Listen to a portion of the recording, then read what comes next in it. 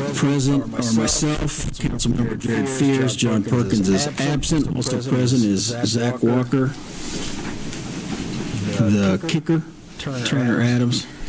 That's what his boss calls him. I just heard it.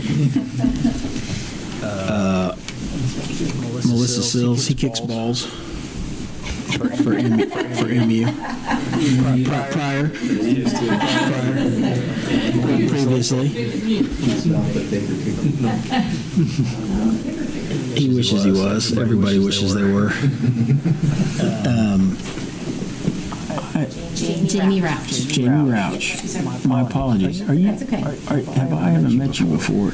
One time. I did. Yes. My apologies. No, that's okay. That's no problem. Bridget McCandless is, Councilmember McCandless is observing.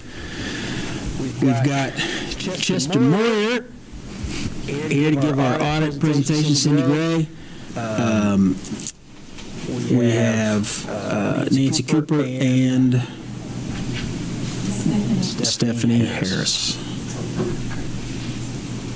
And we got cameraman Steve running the show for us today. Sans airplane, because it wouldn't fit in the room. Okay. Mr. Fears, have you reviewed the minutes? Do you have a motion? All right. I guess I'll second those. Any objections? Seeing none, the minutes are approved from the November 1, 2023. Carry over business first. That should be quick, so we'll do that real quick before we take up Chester, so we can get him out of here. Crackerneck Creek update. Who's handling that? I will handle that for you, Mr. Chairman. Thank you, Mr. Walker. The committee will recall that one of the prior assignments given by the committee to the then management analyst, Dr. Eric Green, was to review the financial documents related to the Crackerneck Creek tax increment financing project. Recently, the city received notification of litigation from the developer of that TIF, Crackerneck Creek LLC. So on advice of legal counsel, it's our recommendation that we suspend that review right now, pending outcome of that litigation, given the confidentiality of that matter. So it's my understanding the developers have sued the city. Is that correct? You are correct. So we're going to have an executive session sometime in the near future. I would anticipate that, yes. Very good. Fair enough. Unless there's an objection from Councilmember Fears, we'll go ahead and we'll suspend that matter indefinitely. And handle that at the council level going forward. Audit presentation, Chester. Let's see how we did for the 2023 year, shall we? Yeah. Thank you, Councilmember Hobart. I don't know if you want me to talk on the screen there. Whatever you would like, whatever's more comfortable and you would like to do. Happy. It might be easier to follow along if I just talk from here. And sure thing. Okay. So thank you for the introduction. I'm Chester Moyer. I'm the audit partner with the accounting firm Reuben Brown. We're independent auditors of the city. And I'm here to present the results of our audit for the year ended June 2023. And we start our procedures really in the summer. We issued our audit report for the city in December. I'll explain this a little bit more. There's actually a little more that we're doing related to the federal funds audit. So we're engaging with management in some form for almost 9 months out of the year. We ask a lot of them. We really appreciate their coordination with us. You can imagine we make a lot of requests of them, very responsive to us, and great to work with. So we appreciate all the efforts that they had in making this effort possible.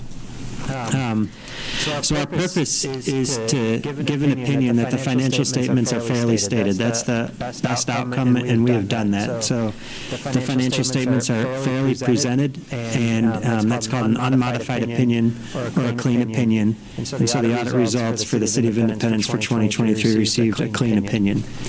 Now, because of the amount of work that we do with the city throughout the year, sometimes we do what we call a byproduct direct reports, meaning our objective is to give an opinion on the financial statements, but because we're dealing with people and looking at processes so much, we end up with some observations and recommendations, and I'll share a few of those with you today through this presentation. But what was handed out to you, I have my own copy, but you have a nice bound copy, and it's up on the screen here, is the formal auditor communications that's required at the end of an audit, and I'd like to highlight just a few things from it. So starting on the page that I presented up there, the third bullet point down on the left side is a comment about a new accounting standard that management in the city implemented this year. It was a lot of work. On their part, it was also additional work for us to audit it. They did engage a third party to help in the effort, although Nancy and that team really drove the effort. As a good outcome, and that the result of that implementation is described in the footnotes, but it was a big effort this year that management did put their arms around and do without any issues from our perspective. On the next page, I want to highlight that there are accounting estimates that are built into the financial statements. We have to audit those estimates, and we did audit them and determine that they're reasonable in relation to the financial statements as a whole. There are some estimates that are more sensitive, have more of an impact than others. An example of that would be the third item down, actuarial assumptions that are in your annual pension report, your other post-employment benefits report. Those actuaries are making a lot of assumptions that are included in those reports, and we evaluate them as a part of their analysis and their calculations, and again determine them to be reasonable. You have on the next side of that page, you have comments on disclosure. So your financial statements are huge. Close to 200 pages, maybe a little bit over when you include everything together. There's a few disclosures in there that we feel like are more important than others, and those would be your deposits and investments. What is the city holding? Your tax revenue, what's coming into the city, and how is it coming in, and where's it going? And then also your long-term obligations as a city. Those three footnotes get a lot of attention from others outside the city. On the next page, we are required to communicate to you if we identify any accounting adjustments or any items that were left unadjusted that we said could have been adjusted. So we did identify one adjustment that was made to put things in context. It's listed there at the bottom of this page. It relates to construction invoice received after the end of the year that related to the activity that happened during the year. This is a fairly common adjustment for auditors to make, not anything of any particular concern from my standpoint. It's actually a pretty routine or common adjustment that we often make in our audit procedures with other similar cities. As far as adjustments go? Yes. Yeah, that's right.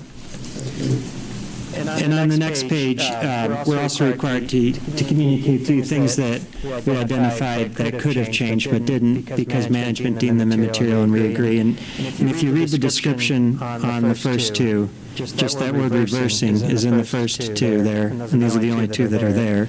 That means that those were items from the prior year that were passed on, and that has an effect this year that carries over. So really, it's a mechanical process that whatever wasn't there last year would reverse, the impact would reverse this year. So no new ones this year. These are, again, an impact from a prior year past adjustment. Turning to the next page, our audit report can be a little bit confusing to read, so we're required to point out specifically to you if there's anything that's unique in it. And the one thing that's unique in it is we call it an emphasis of matter, that the city did implement this new standard, GASB 96, which again was a good effort on the city's part to implement that smoothly. And then just a reminder on this next page, there's a lot of information in your financial statements. If you have them printed, you know, they're thick. We audit some of that information. We audit the basic financial statements. That would be your balance sheet, your income statements, uses different terms, but your financial statement footnotes and so on. But at the end, there's a statistical section. We don't audit that. At the beginning, there's an introductory section that has transmittal letter, things like that. We don't audit that either, but we do read everything and make sure that it is compliant with what the GASB has asked, and the GFOA in this case has asked of the city to present, and make sure that it's consistent with the other information provided, but we're not actually providing an opinion on that other information. But nothing came to our attention in reading that that would say that it would indicate that there were any material misstatements in that information either. Okay, on the next page, we perform our audit of this governmental entity under government auditing standards, which is another layer of auditing standards in addition to what a private company would undertake. And those government auditing standards have additional requirements around compliance with laws and rules and regulations, and they require us to do other procedures around that compliance. And we completed those, and we have no items to report as a result of performing those additional procedures.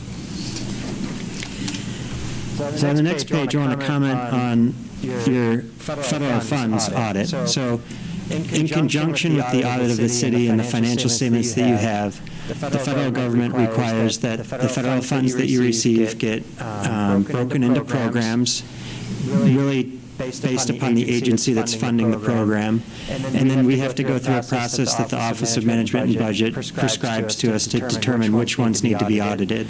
There's an intent to audit things that are high risk, that they determine are high risk. That would be a coronavirus state and local fiscal recovery fund. That's kind of an automatic one that gets picked because they say it's high risk. Then there's a process you go through of its size, how frequently was it audited, was it audited recently, and other matters that end up with what do you end up auditing? Well, in this case, we had to audit 3 programs this year. The Coronavirus State and Local Fiscal Recovery Fund is one of them. Traffic Engineering Assistance is the second one. And then the Community Development Block Grant is the third one. And this audit is still in process. I would say we're about 90% of the way through with it. So I feel comfortable delivering the comments now that here it's stated that no findings have been identified. This was delivered a few weeks ago. We've since done some work. We do preliminarily have one compliance and control finding that we'll include in our report, and it's related to a specific reporting requirement within the CDBG program. So that'll be a part of your report, and management has a corrective action plan for that to ensure it doesn't continue in the future. So out of those 3 programs, that appears to be the only thing that we'll be communicating as a result of that federal funds audit. Okay, and then on the next page, we just have a few things. This is just observations that we've made in the past and an observation for the current year. The first one being about your capital assets that the city holds and integrating them fully into the Munis software. That's a big project. It's still in process, and there is a plan that the city has communicated to me to continue to improve this effort. The next item is about specifically about reconciling billing and the utilities. We didn't find any issues there. It's just that the process is a little bit slower than we'd like when we're performing the audit procedures. We feel like there could be efficiencies in that process.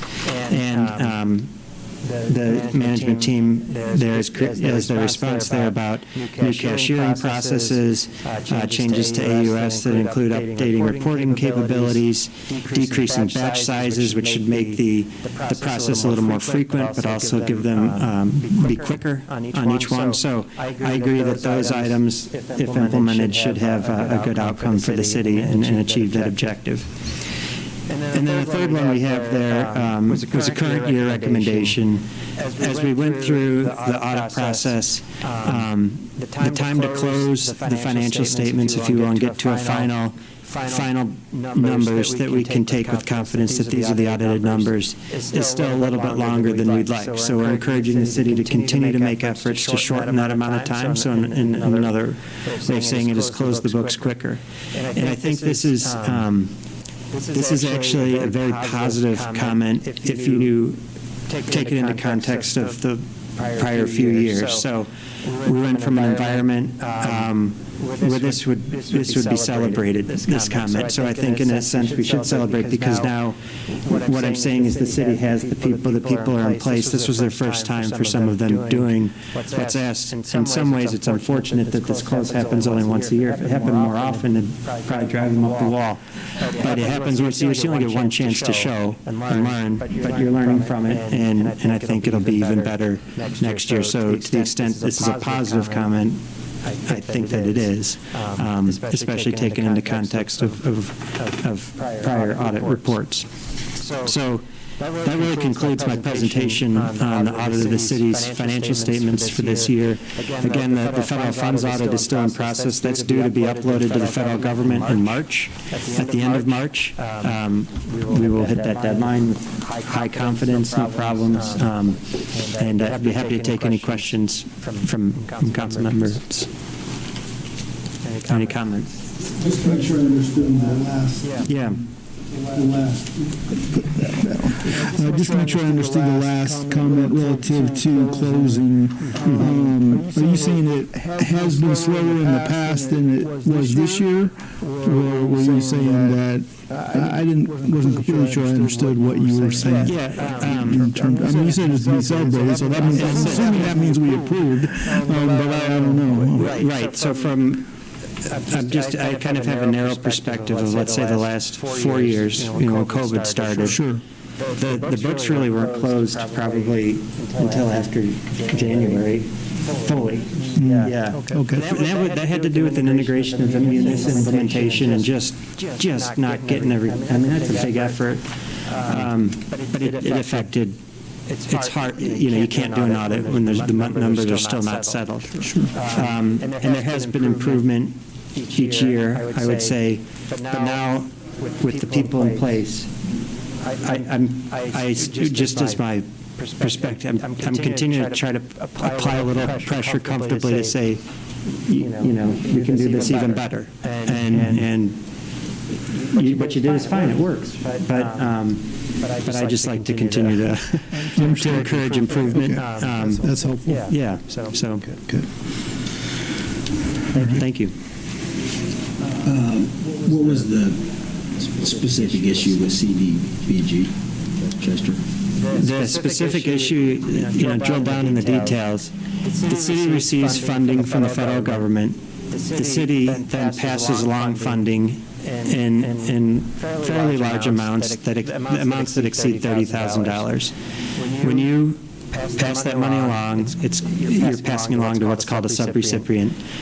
When you do that and the amount exceeds $30,000, there's a responsibility to report that information back to the federal government, that you received money directly that you then passed along in this amount to someone else. And that specific action of reporting that back to the federal government didn't take place this year. Okay. Gotcha. Not an issue of misspending, just. No, we identified no question costs. This was strictly a reporting function. Excellent.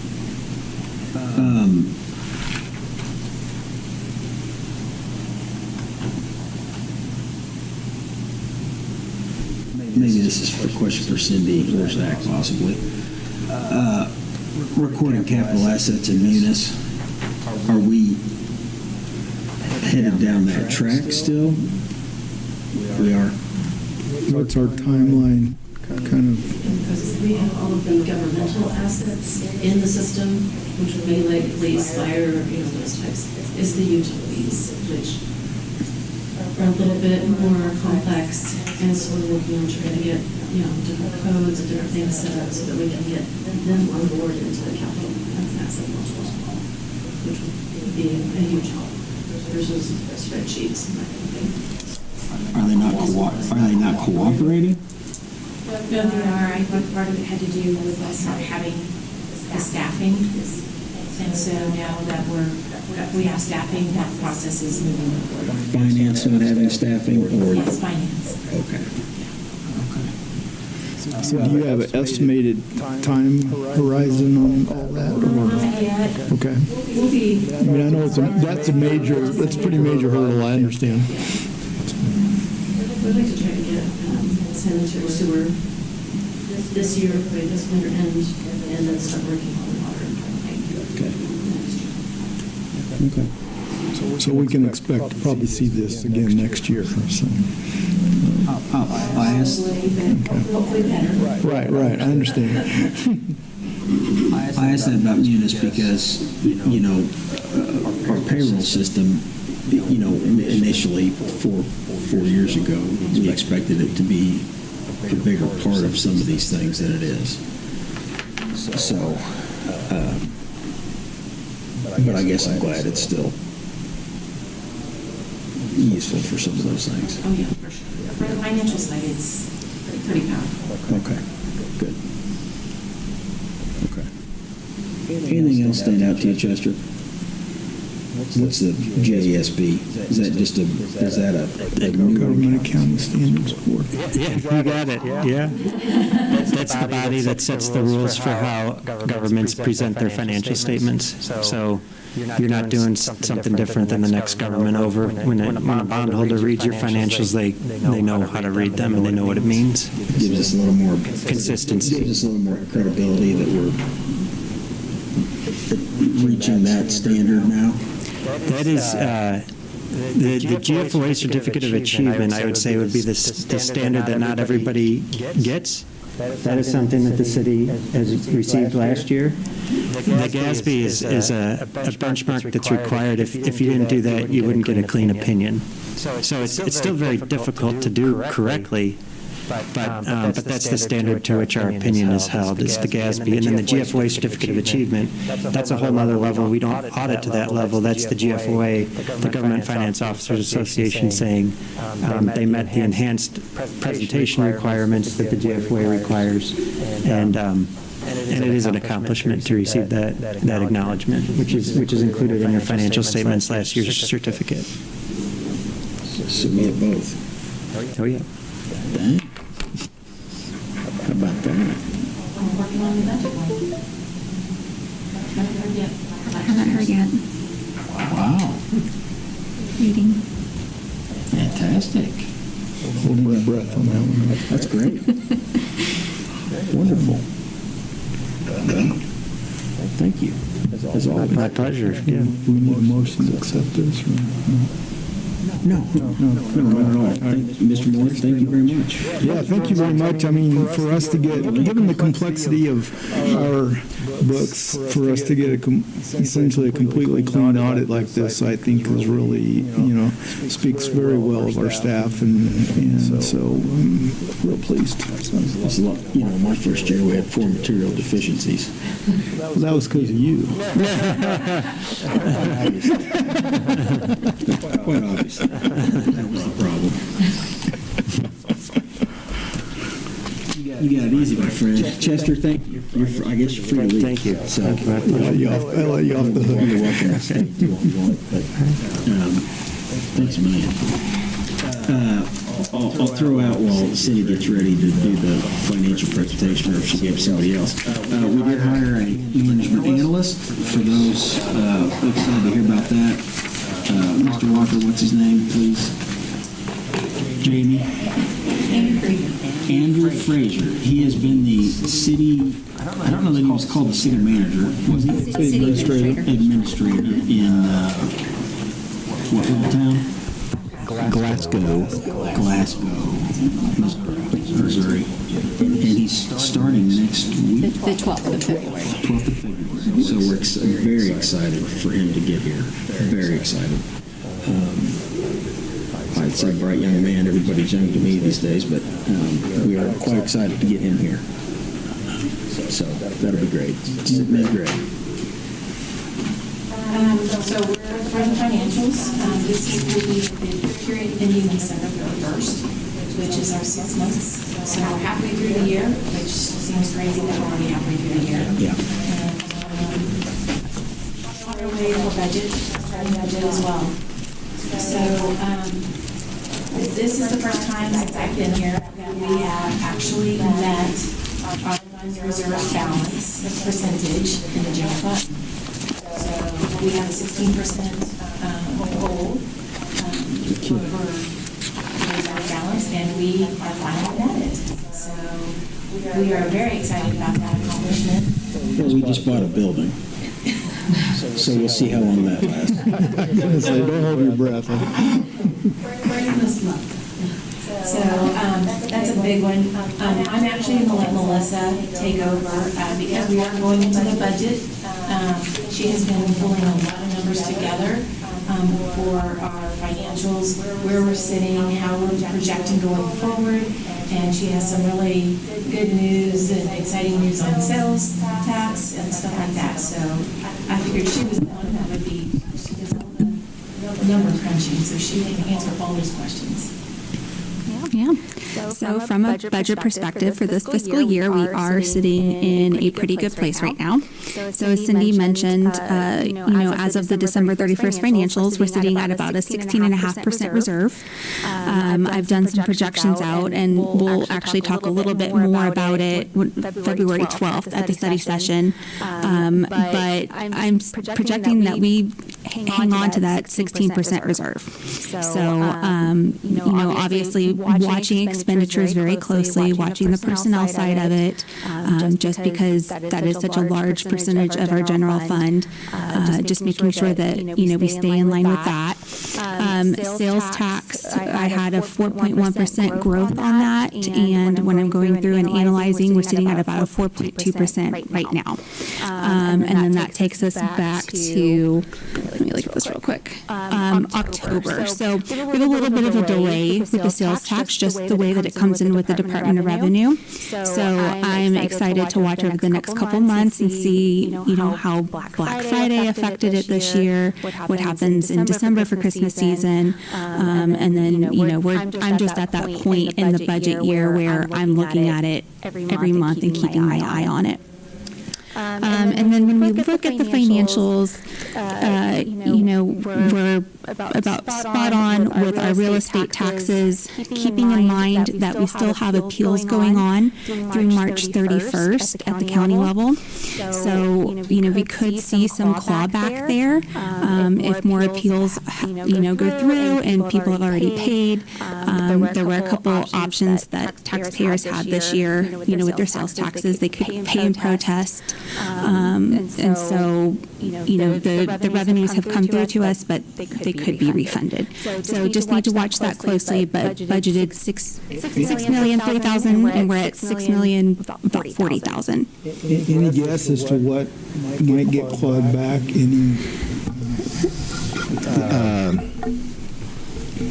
The latest update we have is there are 1,968 appeals outstanding in Independence. We are told that 90% of those are residential, which presumably would be lower risk revenue compared to industrial and commercial.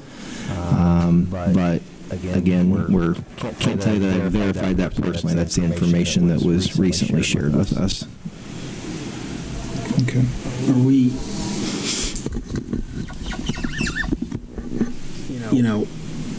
there's a chance that because they failed to do interior or offer interior inspections when they assessed greater than 15% increases, that's a violation of statute, and there's a chance that the court knocks all those assessments back down. If that happens, there's going to be significant cost either from the county budget, or they might try to claw that back from all the taxing jurisdictions. I would presume that would come from the proportional share of the taxing jurisdictions. I don't sense a lot of benevolence from the county. Well, we could sue over that too, but my question is, have we can sort of set aside this money maybe, or at least prepare for that potential badness? Unfortunately, no.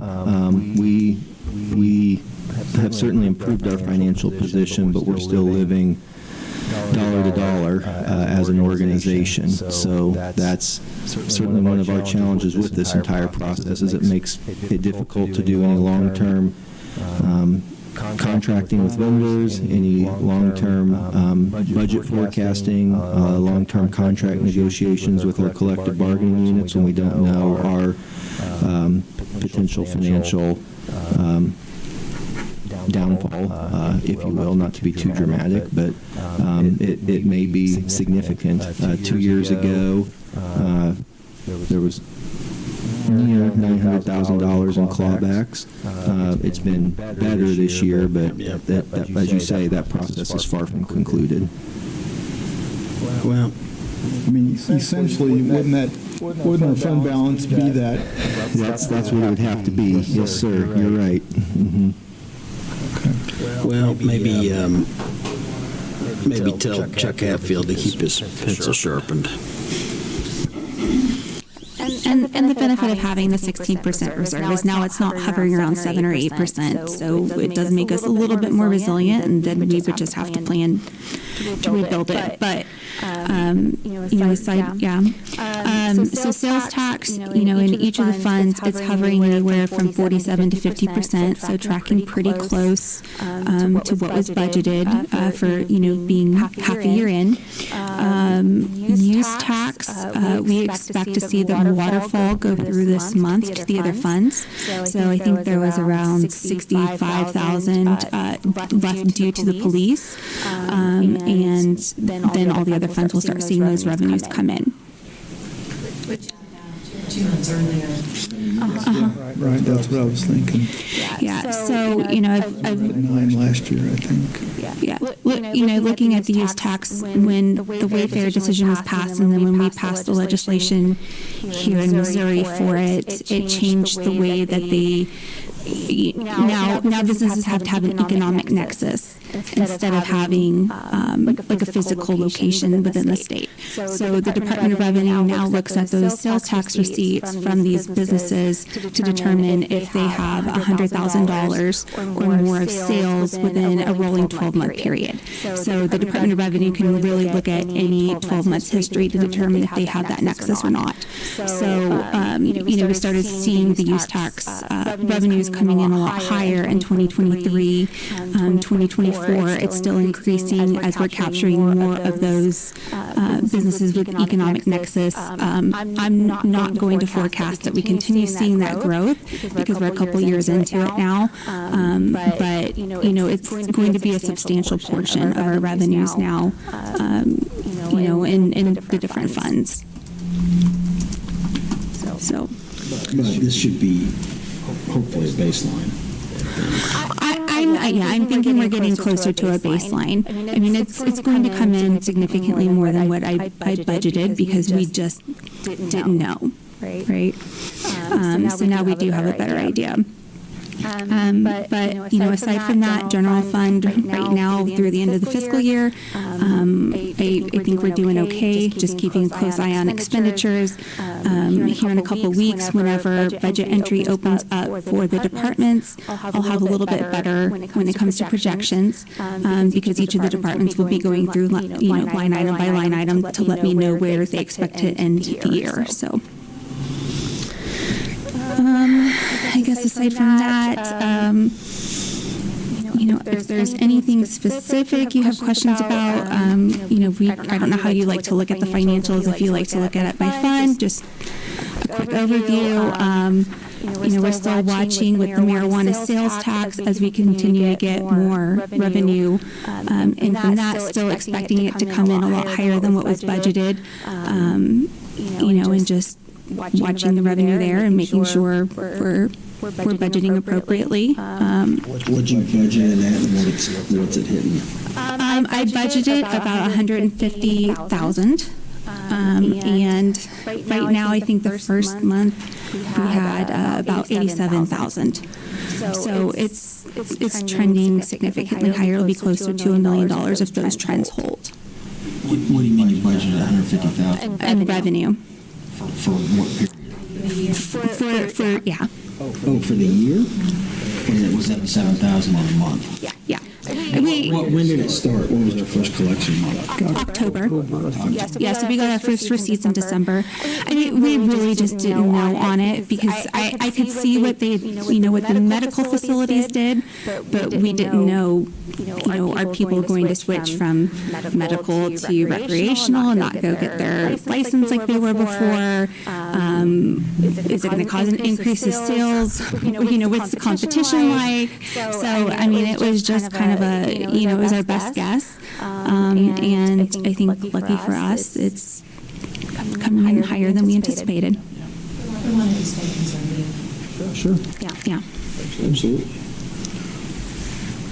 This may be a question for Mr. Walker. Probably is, actually. So on the street improvement sales tax fund, so there's a big fund balance at this point. I'm assuming that's a seasonal issue, and that'll a bunch of that's going to get used up. Yeah, you're exactly right. So this spring, we'll go out to bid to contract for the annual overlay program. That usually gets completed in the summer months, but the contract will get encumbered this spring. So what you're seeing there is the fund balance building up in advance of that. Just not connected to this, but just thinking about other things. It might be nice at some point to ask municipal services to come back and talk to us just to recap how because I know we changed systems on a lot of what we're doing in terms of overlays and slurry seals and whatever that other kind of seal is and stuff. And just to kind of revisit that with us and see if what they had planned on, if they really think it's working or not, because I hear some rumblings from citizens that they don't like it too well, but that's okay. I mean, that doesn't mean it's not good. It's just I just think it'd be nice to kind of get a recap from that at some point, later in the year. Yeah. No. I like to have a steady session or something like that. Sorry. What might work well for us to come give an overview of that, but also then to highlight for you what that summer's activity plan is going to look like, so both the council and the community can become aware of what roads will be impacted this year. I think that'd be great. Be happy to do that. Yep. So we've had a hiring freeze, inflation, marijuana tax start rolling in. Have all those, you think, contributed to the increase in the reserve fund, plus the sales tax? Yeah. Yes, I mean, use tax is coming in higher than obviously projected. Right now, things like pilots are trending higher, but absolutely the hiring chill, and not even just that. I mean, it's just difficult to hire for a lot of positions. A lot of departments are facing challenges right now.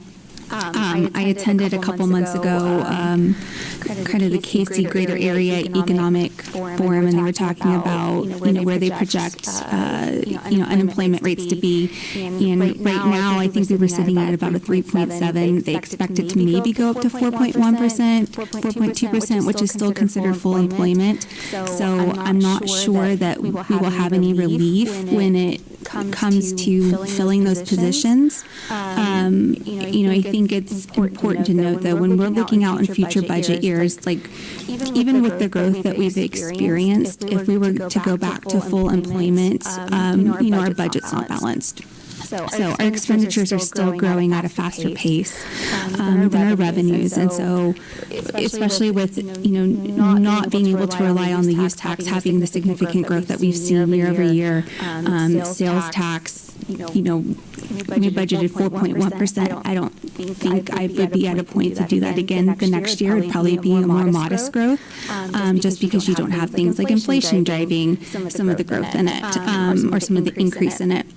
So, when we look out in future budget years, things have gotten better than where we were sitting a year ago, but we still have a lot of challenges and a lot of things to face in future years, especially when it comes to filling those vacant positions.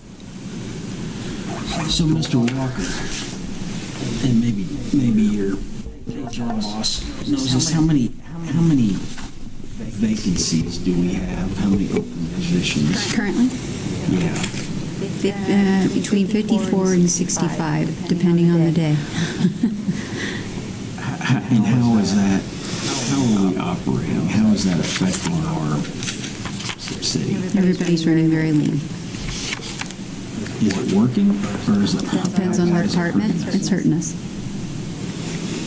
And if we were full, we would not be at 16%.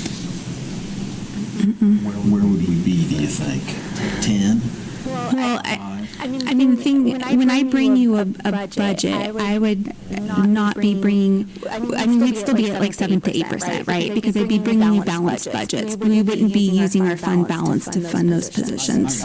Yeah. So, I mean, we wouldn't have seen a lot of the increase. Our revenues are up.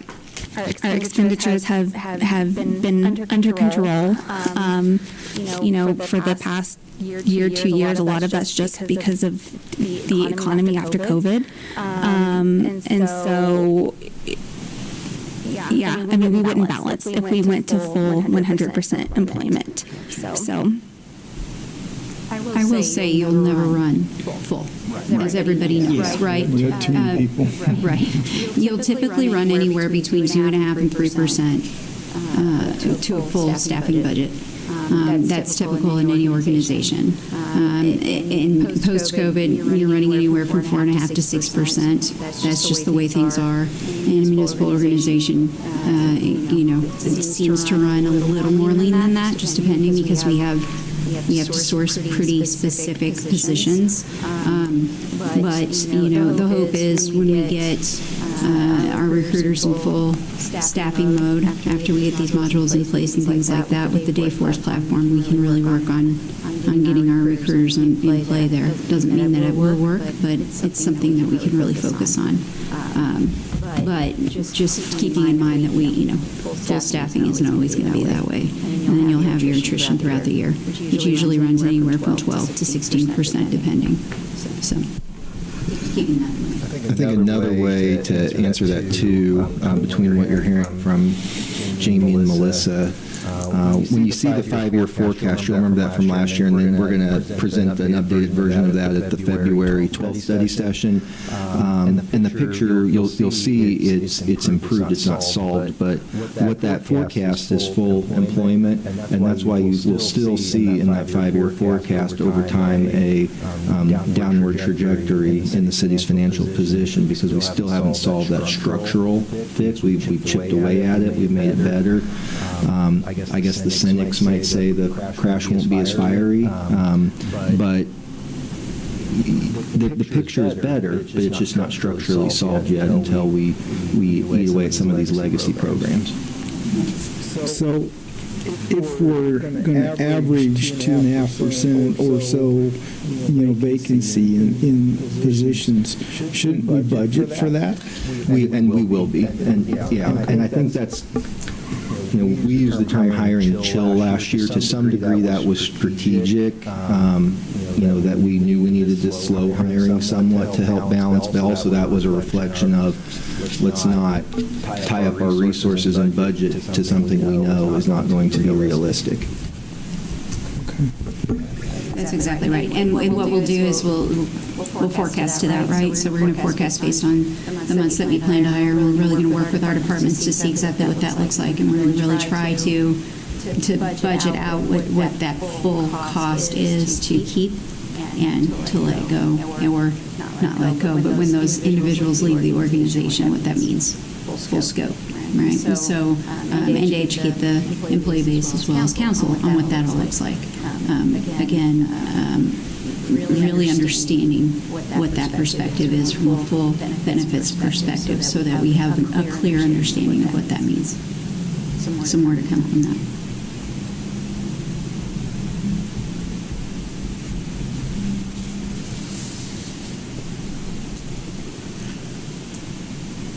When are we going to get our first look at the priority-based budgeting? So right now we are working on the peer review process. So over the next couple weeks, I've got some names from departments of folks that they want to be included in that process. And once we go through the peer review and validate all the scores that the departments have given themselves, it'll essentially be wrapped up. And then we'll be giving the departments training on how to go through and look at the priority-based budgeting. I actually, if Zach's okay with it, I kind of have like a little snippet of where we're sitting at with the priority-based budgeting. So you can see from like an overview of what it looks like and how it impacts, our different strategic priorities that we have as a city. It really comes up with a dollar value for all of those programs. And, absolutely it goes back to reallocating our existing resources, our existing people. If we have people that are leaving, so when we have attrition, is a position that we refill. What programs were they going to support? Are they programs that we want to continue doing as a city? And it will absolutely give us that more data-driven outlook of, when we make these budgetary cuts, how is it actually impacting the things that we do? So I think just from a combination of when it comes to budgeting for salaries and how do we do that and then reallocating our existing resources, there's a lot of opportunity to improve that, forecast out for the next 2, 3, 4, 5 years. So this is where the real work begins. We've got the fund balance up to where we need to be, and we become just a little bit more resilient in that aspect. But it's making sure that those future years are balancing, and we can start asking ourselves questions like, is 16% enough? Do we want to do 20%? And then we also have another change when it comes to budget that we're going to be implementing this year too, but we will be having capital funds instead of right now when we, all of our capital funds are sitting in the operational fund balances. So that's also causing those fund balances to build up. So we'll have separate capital funds that we'll be using to show those actual expenses going out. And so that will also allow us. They come out of the department budgets then, and we're going to just have a capital fund, one capital fund? We'll have multiple. Yeah. Each of the utilities will have their own. Parks will have its own. Fire will have its own. Police will have its own. And then, we'll use one for like general fund or where, different funds are paying into that one. So. But as the fund balances we can build the fund balances there instead of the operating funds, and then citizens will have a clearer picture of what those balances are supposed to be going towards.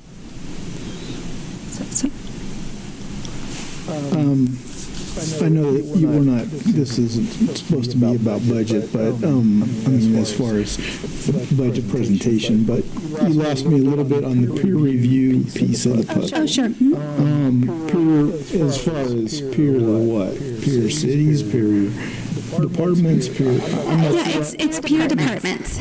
So as part of the priority-based budgeting process, the departments go through and they rank all of the programs that they have come up with against their strategic priorities. So there's a set scale.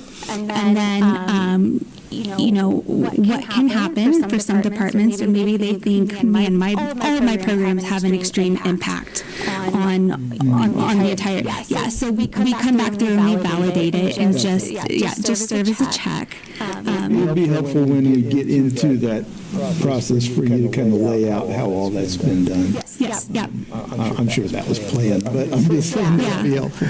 So, yeah. Okay. Good. I'm anxious to see it. Yeah. Will there be, I know I'm going back 30 some odd years, but, we had a lot of detail, a little more detail in our budgets than we do now as far as line item kind of budgets. Mm-hmm. Will there be any more of that in this budget relative to, the priority-based budgeting or not, or help me with this? Well, when you're in the tool, you would be able to click on a program and you can see where the funding for that program comes from, all the various line items that go into making that up, right? So you can see how much the personnel expenditures are. You can see how much goes in from, materials and office supplies and things like that. So yeah, from that perspective, we'll know what makes up those different program costs as identified by the departments. Okay. We'll be able to, as we're looking at budgets, then we can drill down into that as well. Yeah, if you're in the priority-based budgeting tool, yes, you'd be able to look down into that. I think one more exciting thing that goes along with that is, we use Munis as our operating system or our budgeting software. They've recently purchased Resource X, which is the company that we've used for the priority-based budgeting. So there should be better integration coming in the next couple of years because, that's kind of seems to be the direction that budgeting for public entities is heading is more priority and program-driven outlook. So Munis has recognized that and they purchased it. So it should become an overall easier process for departments on a whole. Year over year. Okay, good. When were our first? When's our first council budget presentation? Not till May. April and May. That's that first study session in May. I don't have the date. Yeah. I was just thinking, I'd like to. A lot of times we do one here first. I'd like to see what this looks like sooner than later. But I don't want to rush you, and I don't want to put too much pressure on you. Yeah. Yep, 13.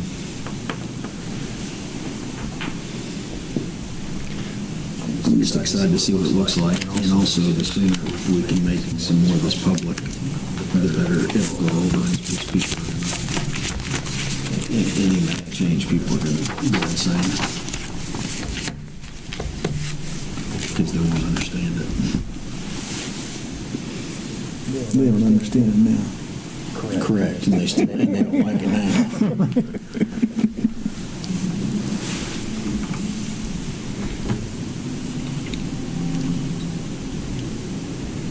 But you're working on it. Last year at a study session, we did, once we had the projections in from the departments, we did an overview at that point to give you a really good idea of where we were ending. If by that point we have it in the system enough, maybe around then we'll I don't know. I mean, it just depends, right? And it depends on how easily it balances, and it depends on what the requests are and how many requests we have to go through. Because really we're looking at departments are still going through their meetings with, Zach through the end of March. So, we're still making decisions up until that point. So that's the time, the kind of constraint, time constraint. Yeah. Well, good job on the reserve fund. Well, that was not me.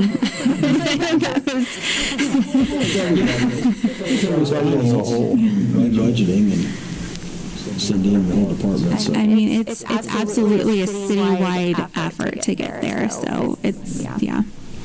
It's a good job. It's a really good job.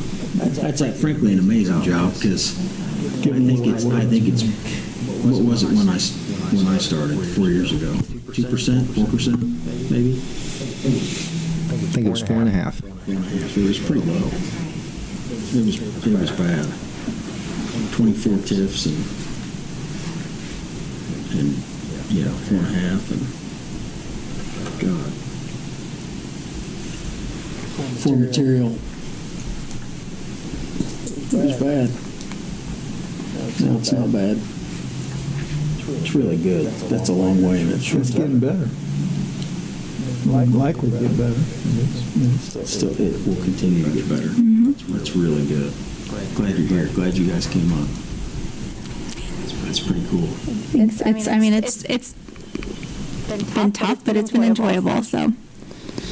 That's good. Yep. Thank you. Good work.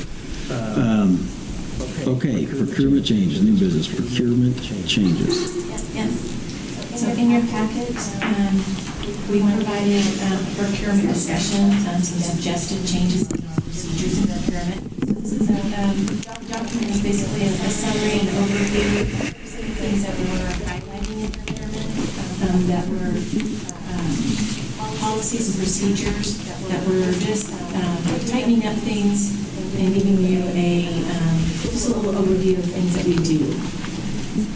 The biggest thing that for this meeting is some of the changes that we are recommending should be toward the very, very end of your packet. Last two. There it is. Yeah, got it. Okay, I see it.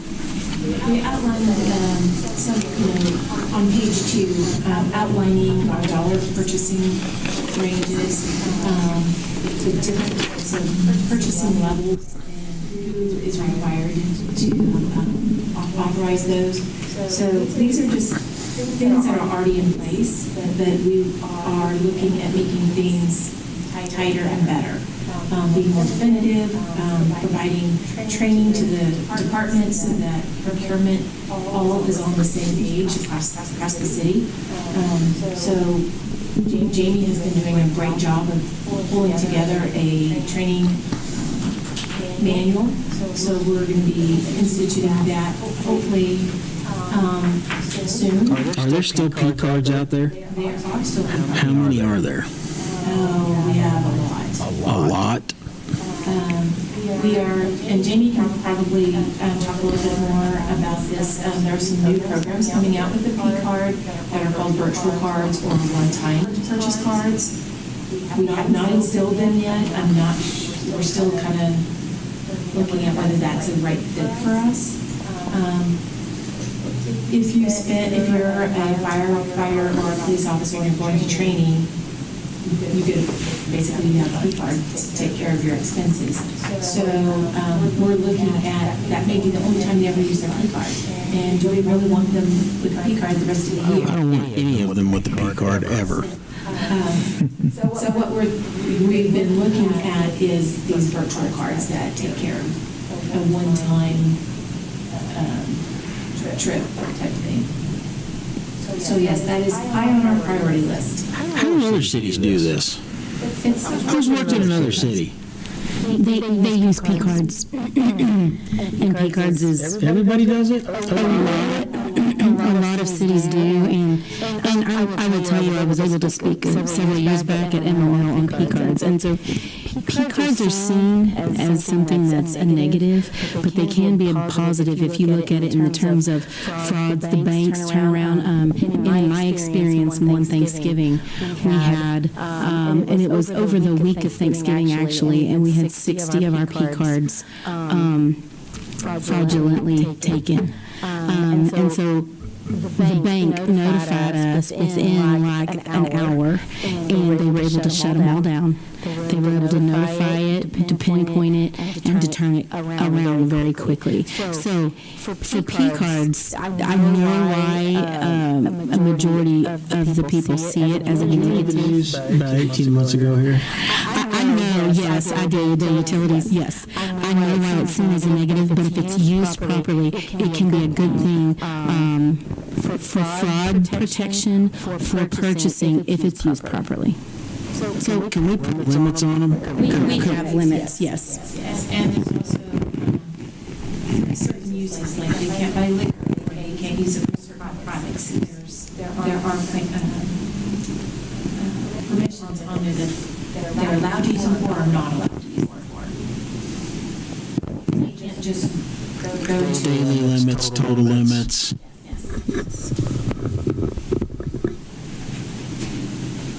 It's also based on position too, so that's good as well. It's caused us a lot of consternation, you know that, right? Yes. Definitely know that. That's why we've been looking at all of our policies to tighten them down, make sure we can button holes in our policies as much as possible.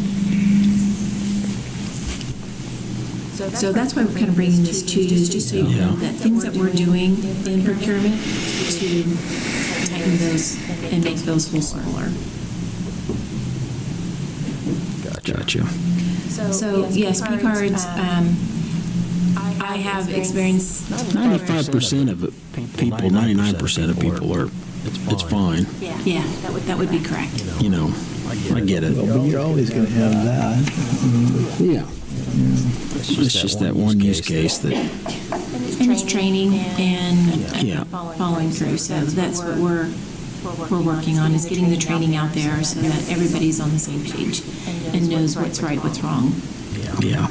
So, one of the things we've been working on, some of the policies on purchase orders, and as you know, purchase orders, we've been doing a lot of more emergency purchase orders. So one of the things we would like to do, and bringing to you guys for your recommendation to go to council, is we change some of the dollar limits so that we can, the departments can operate more efficiently and not have to bring to you emergency purchase orders as often. So we want to change the small dollar approval amount of 0 to 5,000 and change it to 0 to 10,000.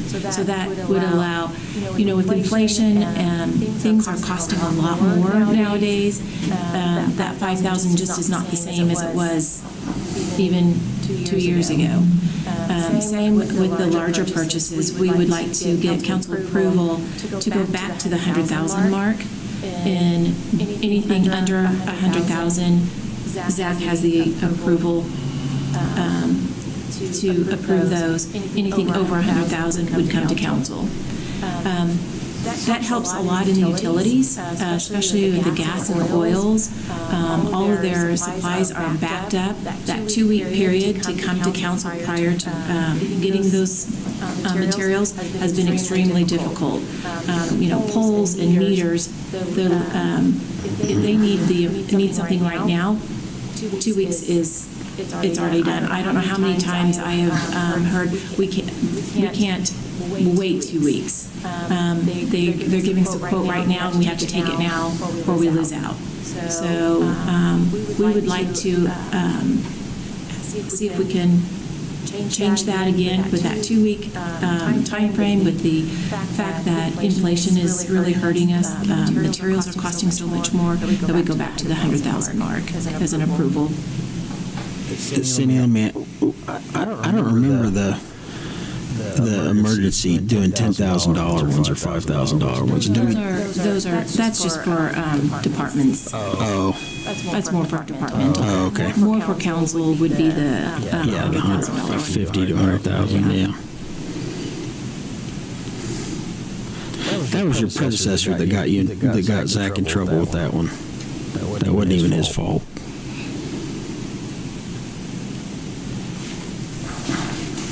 I think it was working well when we had it at 100,000. I think it was probably fine. Yeah. But So that's when, if you're with your approval, if we could bring that to council and have that let me changed. personally, I'm not opposed to it. I don't know how all my fellow council members feel about it. I don't know if you've thought about it much at all lately. A little bit, but not a lot. A little bit. Yeah, I've dealt with that issue a lot longer than everybody really, except for Perkins probably.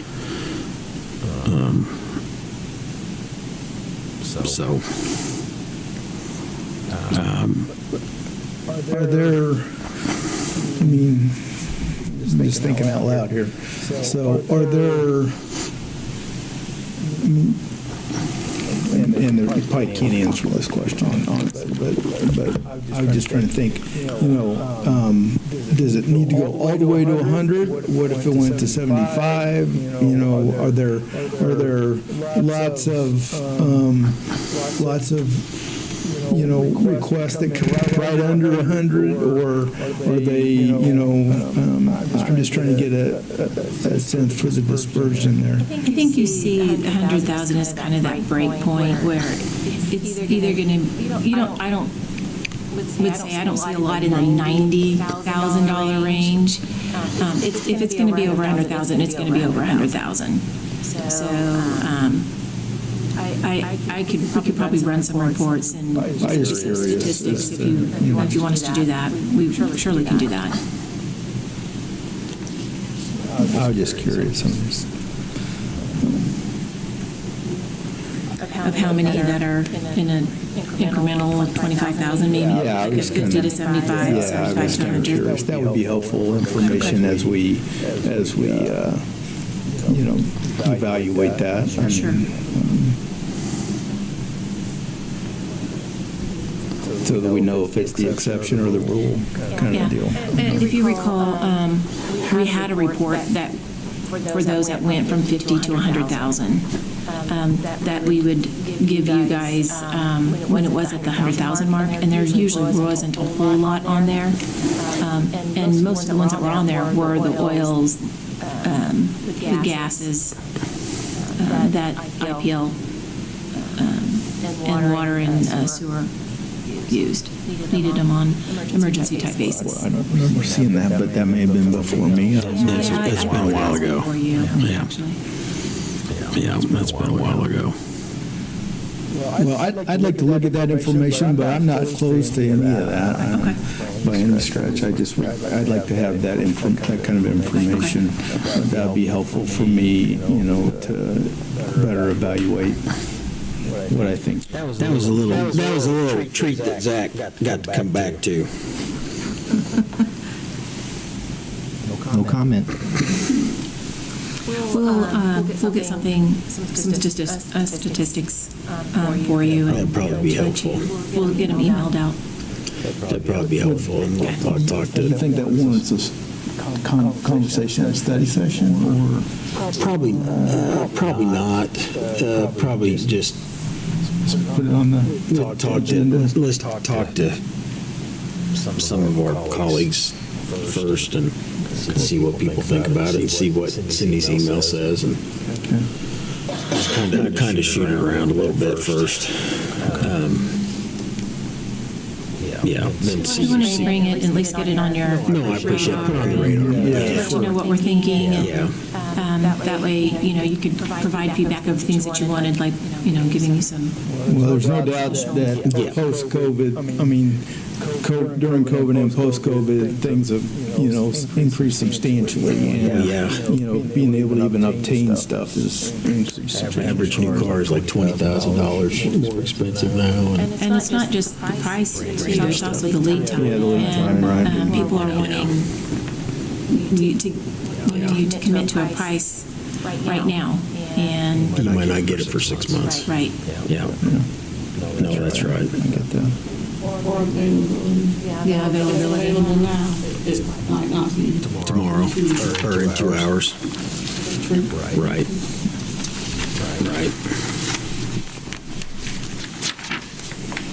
And if you're open, I have one other new item, I guess, if you're open to. No, go ahead. I got a couple things too, but go ahead, yeah.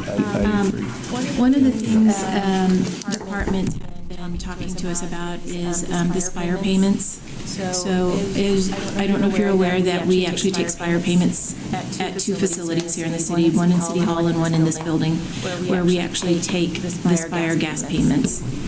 And we've been doing some analysis because it's taking more and more time to process those payments, and it's our staff that is doing it. And so Are we getting paid? we get 76 cents per transaction. So in doing a cost analysis, just so far this year, a number of transactions has been 8,633, and this was So far this year? yeah, Oh, fiscal year. fiscal year. Whoa. So with that being said, we're on Last year, we lost $15,290. And that is the transaction time that our staff takes to do it, the time that it takes to create the deposits, reconcile it, and then also the monthly transactions. And we also get a bank fee for the Spire account. So all of that said,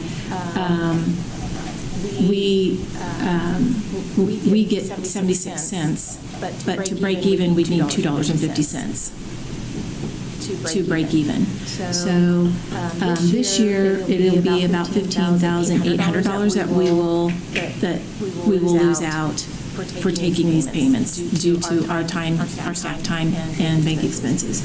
So a couple things I want to just bring this to you so we can start having conversations about this. Some of the options obviously are to talk to Spire and try to renegotiate that fee. Another one is to see if they're willing to put a kiosk to where it would not require our staff time.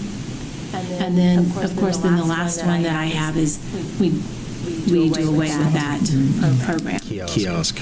Yeah. So I just wanted to give you a heads up that I was going to start that process of talking to them and looking to see what our options are. What kind of contractual arrangement do we have with them? I don't know, honestly, because it has been so long, so far back. Rich, who's been with us, 16 years? He is trying to find where the original contract came from. And it wasn't Spire back then, so it's just kind of evolved. So we are searching for that to see what that entails, and obviously that's going to, I think it's just going to take a conversation with Spire. So I'd say full speed ahead. Okay. I just want to give you a heads up on what we're doing there, so. That's helpful. Can I have one caveat? Spire bills used to have a scan code on them. They no longer, they quit doing that. And so for our staff to process a Spire payment, now it is all key entry. So some of those staff times and costs that you see, well, first of all, when that happened, a lot of other sub-payment places quit taking Spire payments. So now more of those payments are coming to the city, and they are more manual. So our costs are that right now, but we see volume increasing and the time that it takes our staff to process those increasing. So costs us $2 now, it could cost us $4 next year.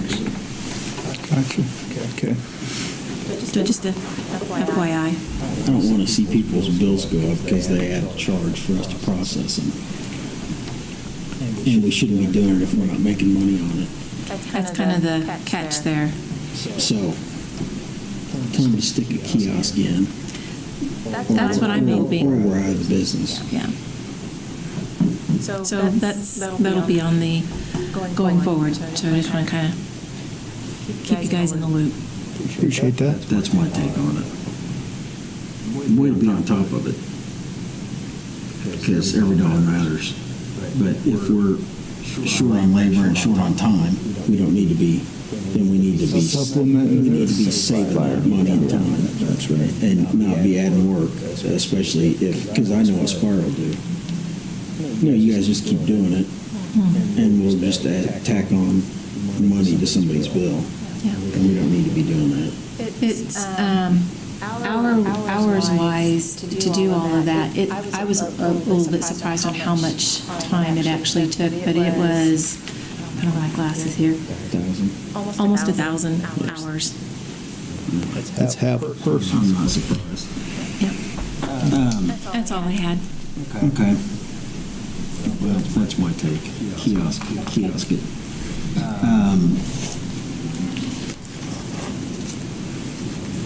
1,000 hours a half a person. Okay. I had been bugging Zach, Mr. Walker, about this for a year, probably.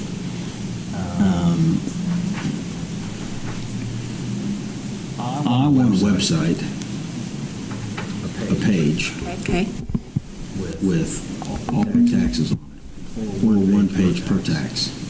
I don't care. Whatever simple and easy to look at. that shows how much we're collecting, like, doesn't have to be daily, but monthly or weekly or something. Ultimately, I'd like it to show what projects we're doing with it. So it's just like a nice little easy, here's what we've collected this year, here's the projects we've done, here's the money we've spent, and what it's gone to. It's a transparency thing. As we're marching towards this GO bond next year, this vote, this would be, I think, really huge. This is easy, Jamie. It's easy. This would be a really nice thing. It'd be a nice thing long-term for people, too. Yeah. But it's probably a lot harder to do than I think it is. I would guess that's probably right. It's currently under development by our communications team. But you sound good. I mean, keep going. I do sound good. Yeah. I appreciate that. Well, finance does a lot of numbers. I figure they probably come up with the numbers. That's like a finance thing, sounds like a website developer thing. Well, I don't know. That's just what it sounds like to me. I just want the web pages, man. You just want what you want. I just want what. All right, it's already going then. That's good. You no one have any idea when we'll.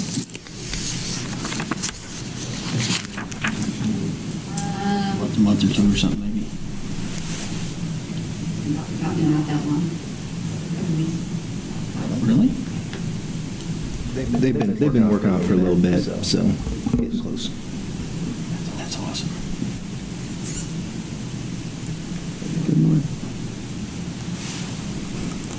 If you need any help, you can ask my finance friends.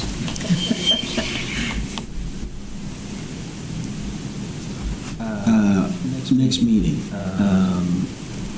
If we do it in April, I think you could pull together some sort of a chunk of your priority budgeting for us. A little piece, a little snapshot. Priority-based budgeting? Yes. Yeah, so you can give us a little bit of a taste. Yeah, so it will be, it would be the 23-24 budget, because we won't update until we have an adopted budget for 24-25. But yeah, we could look at priority-based budgeting then, because scoring and everything will be complete at that time, so.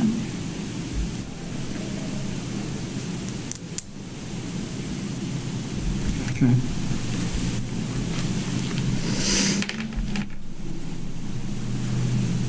What kind of date in April are you thinking? I can't remember when normally. Yeah, we've been doing the fourth Wednesday. April 24th would be normal. How's that day look for everybody? Looks okay to me. April 24.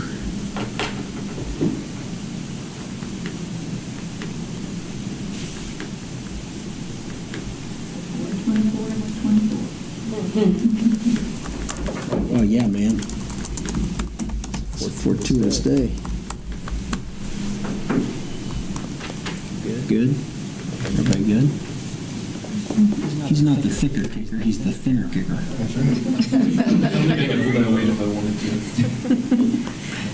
Oh, you guys just gotta try, man. You just eat cake. You just eat some cake. All right, so we'll set the next Audit Finance for 4/24 at 3 o'clock in the IUC. Will this room still be under construction at that point? Or? Kim? First 3 weeks of April is when they have it locked. Oh, well, we'll be able to use new equipment then. Go first. So for sure it'll be timely done. Oh, I doubt. If not, we'll meet in the cafeteria, next break room. Okay, that's it. You gonna ask for other new business? Other new business? Yeah. Okay, sorry. So we have because we have a new management analyst or internal auditor, whatever we want to call them, coming in soon. Yeah. I think it'd be nice to talk about what we might have him begin to look at in short order, so we can have some things on his list to do that we can kind of start talking with him about. A couple of thoughts. One is, I don't think before Mr. Green left, I don't think we finalized the fleet discussion. I think we got partway down that road, but I don't think we finalized it. He did a report, but I don't know. Right. I think he still had some preliminary information. So it'd be nice to kind of finalize that, I think. The other thought I had was, given the discussions or the citizen comments relative to rental ready at the recent council meeting, I just thought it would be helpful to have them maybe go through and just kind of review our processes and any hang-up issues, and especially as we probably are going to look at a broader discussion relative to rental ready here in the near future, that would be helpful information to have them look at. And if there may be other things that we wanted to look at in the short order, but those are a couple of things I think that would be helpful to kind of, he could hit the ground running and and I guess maybe, Mr. Walker, you may have other things that you think you ought to, we're not thinking of or not talking about right at the moment, but. Yeah, if it would be okay, I could put together a memo for the committee and make some suggestions, and then, of course, it'd be your prerogative if you want to accept those, and then what order would be appropriate, but I could certainly send those to you to memorialize that. Those are a couple of items, because the thought is that by April 24th, when we meet next, he'll have been here a couple of 2.5 months, and I'd like him to do some things between now and then. That's a good idea. Better than eat lunch. That's a good idea. So, are you okay with those two items? Absolutely. Okay. Yeah. No, absolutely. Yeah, absolutely. And there may be some, as we walk down through. I mean, this will be in the summer part-time, but as we walk down and get closer to our discussions about IPL and get information back from that, we may need his assistance to kind of dig into some pieces of those reports and things as well. But that's down the road a piece. So. Gotcha. Yeah. I know we can come up with other things, but those are just a couple of preliminary thoughts. No, those are both good, and the fleet report definitely needs to get done. That's well overdue, and if there's other things that you've got in mind, especially that'll help with the GO bond. Right, exactly. Or other things, that's great. But definitely take a look at those. Very happy to do so. Thank you. That's all I got, Mr. Chairman. Anybody else have any items, Ms. Gray, staff? Mr. Walker? All good. Jamie? Okay, thank you. Well, with that being said, it is 4:26 and we are adjourned.